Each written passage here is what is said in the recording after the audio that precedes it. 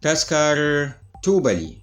Masu sauraro, barkanmu da kasancewa da ku a cikin sabon shirinmu mai taken taskar tubali. Shirin da zai ke wayar muku da kai akan abubuwan da suka shafi zuba jari, kula da kuɗi da ma wasunsu masu alaƙa da tattalin arziki.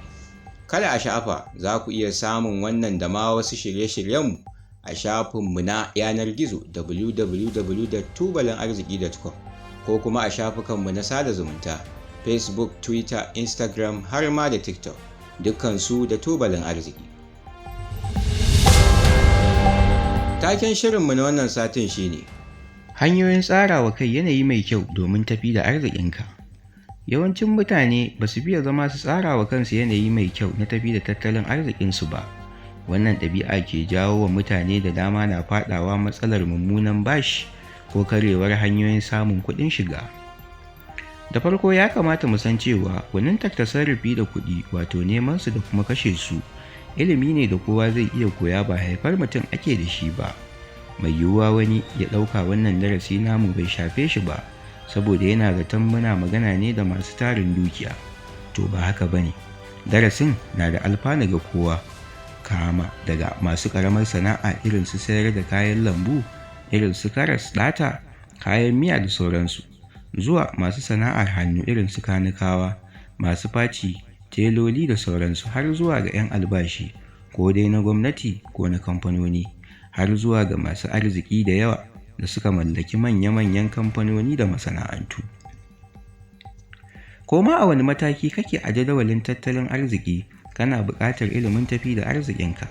Ga kaɗan daga cikin matakan da ya kamata ka sani domin samun ingantaccen tsarin tattalin arzikinka. A nan muna ba da shawarar duk wani tsari da za ka yi wa kanka, to lallai ka yi shi a rubuce.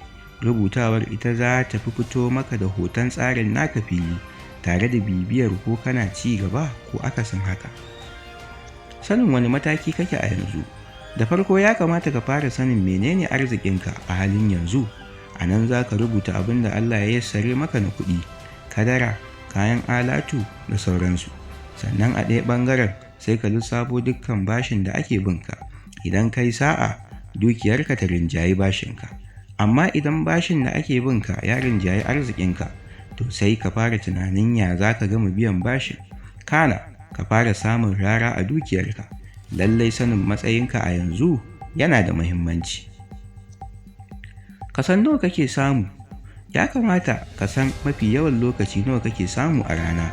Mai yiwuwa wataran ka samu sama da haka, wataran kuwa ka samu ƙasa da haka, amma dai kai ka san nawa ne matsakaicin abin da kake samu kullum. Bari mu yi misali da mai ɗaukan albashin naira 30,000.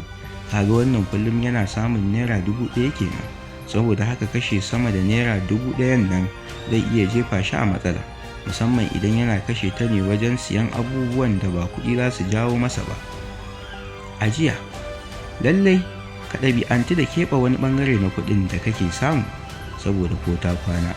Kar ka damu da sai ka rika zuba maƙudan kuɗaɗe, komai ƙanƙantar su kawai ajiye.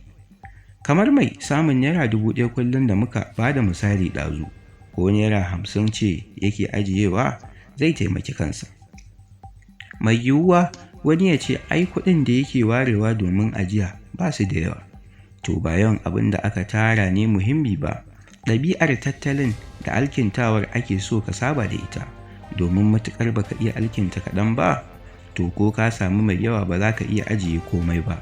Wannan dalilin ne ya sa mafi yawan mutane da suka ci wata gasa mai girma sukan koma talaucinsu cikin shekaru ƙalilan. Kasafi. In dai kana so ka daina damuwa akan kuɗi, to ya kamata ka riƙa yin kasafin dukkan buƙatunka, manya da ƙanana. Ka ware kuɗin sayan abinci, kuɗin kaya, kuɗin haya, kuɗin zirga-zirga, kuɗin kyauta da sadaka da kake yi da sauransu. Ma'ana komai girma ko ƙanƙantar buƙatar kashe kuɗi, lallai ka rubuta ta a cikin wannan kasafin kuɗin da kake kashewa, imma dai duk sati ko duk wata ko kuma duk shekara. Idan ka lura kuɗin da ya kamata ka kashe sun fi ƙarfin samunka, to kana da zaɓi biyu a nan.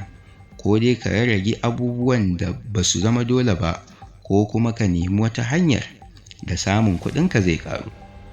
Mu haɗu a mako na gaba da ƙarfin Allah. Wanda ya wallafa Malam Nasiru Magida, Ni Fatu Abdullahi Ado da na gabatar, a madadin jagorori da injiniyoyin da suka sada ni da ku, nake cewa mu haɗu a wani satin.